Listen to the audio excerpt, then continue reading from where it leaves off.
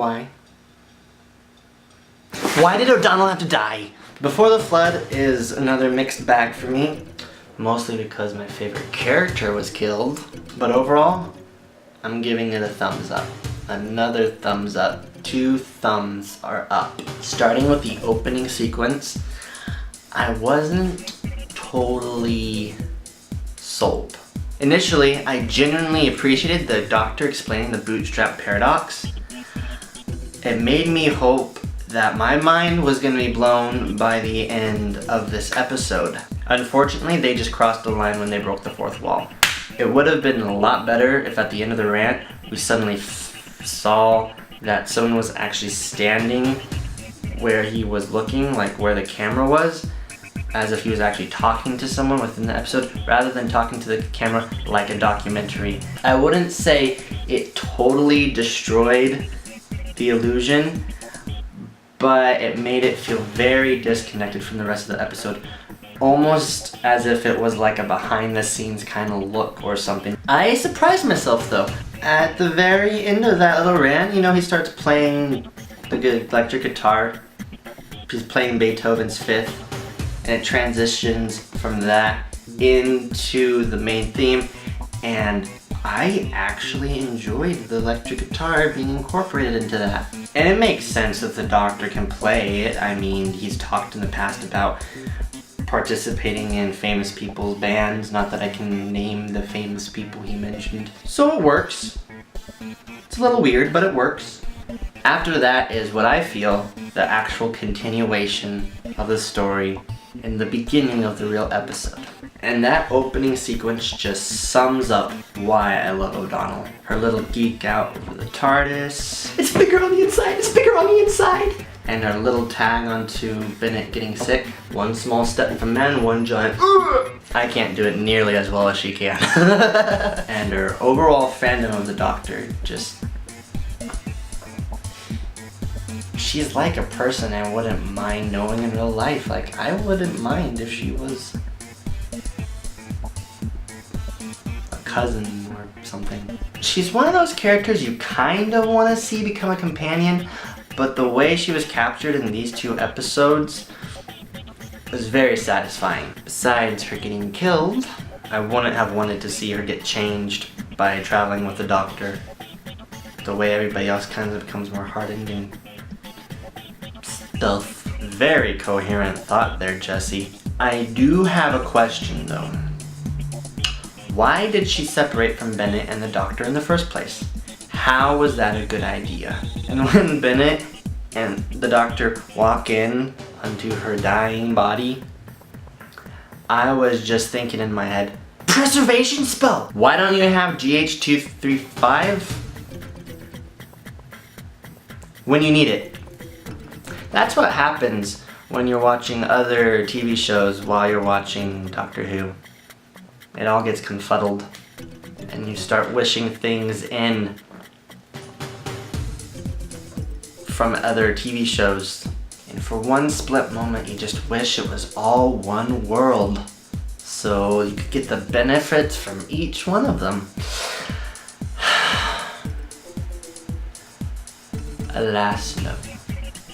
I really, honestly, don't have much to say on their interaction with the Fisher King and with Prentice. Though the little moment between Prentice and the Doctor was just weird. Just eventually, you know, there's the big reveal of the villain and the creepy dude. The Doctor outsmarts him.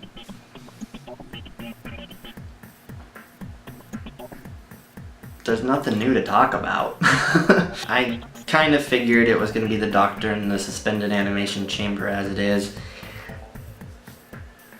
Him destroying the dam in the first place makes sense. The only really thing that I would want to touch on, because they messed with, you know, time travel and stuff in this one. Wow, they messed with time travel in this one. But they actually got into like the paradoxes and stuff in this one, you know, kind of like in Blink and Angels Take Manhattan. Yeah, the bootstrap paradox. I, for a moment, really thought they did something brilliant and made it actually work, where it made sense. The hardest thing for me to accept about Doctor Who, besides the Daleks, time, the way time works. And I just really wish certain things were ever done. So the bootstrap paradox, in my mind, cannot work at all. Just like the Doctor says, where did that idea come from in the first place? So the only reason the Doctor made the hologram of himself that looked like a ghost, the only reason he programmed that hologram to say what was going to be said and do what was done and all of that was because he saw it happen, and that's where he got the idea, and so he did it, and that's why it happened, and then he saw it, and that's why he did it. It just goes in a circle and there's not a beginning, it's just this time loop. For a minute, I thought they did a brilliant thing. Because, you know, Clara challenges the Doctor, change the future, come back, save me, don't let yourself die, right? Right? Okay, we're all tracking. Character-wise, I was just shouting, yes! When it came to that bit because I like character development. It was sad, yes, but very satisfying. Big things are in store for Clara and the Doctor. I can feel it. Anyway, back on track. When she did that, I was thinking, what is the Doctor gonna do? What brilliant, amazing thing that makes sense is he gonna do? And in the very last scene, he tells Clara that he reverse engineered everything that happened. And in my head, initially, I was thinking, that is brilliant. Which it wasn't, because it was just him getting the idea of him doing something and getting the idea of because he did it and blah blah blah blah blah. But what I was thinking was he actually did change the future. That initially the Fisher King was in the suspended animation chamber. That the Doctor did die. And that everything that the Doctor's ghost said was something that the Fisher King wanted him to say and do. But then the Doctor realized those elements that I know are going to be playing out, that these things are going to be said and going to be done, have to happen. What if I just change their origin, and if I kill the Fisher King, I go in instead, and I make this hologram that does what needs to happen, says what needs to be said, just as a ruse. Is anybody tracking with me? And so I was thinking reverse, that's brilliant. You did everything that needed to be done because you know these things were gonna happen. So you made them happen. So you didn't destroy the universe through a time paradox.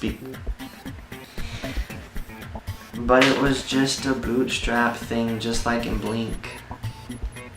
Because where I was going with these things that need to happen and these things that need to be said and everything was very similar to Angels Take Manhattan, when once they read it and they knew it was going to happen, it had to be done.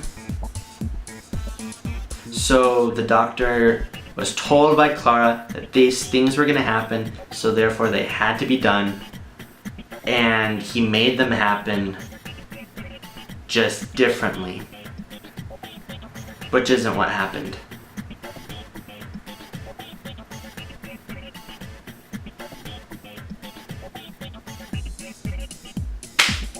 I am a little disappointed.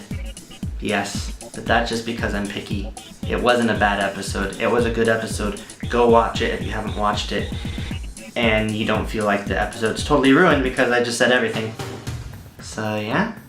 Tell me what you think. I am genuinely interested in what you think about Doctor Who, how it's going so far. If you like where they're going with Clara and the Doctor, and their relationship dynamics. Anything, if you dislike stuff, I'm willing to listen to that too. I should be, because I tell you guys about what I dislike all the time, and I expect you to bear it, so I shall bear it. And if you disagree with me, that's fine. I'm not offended. You're just wrong.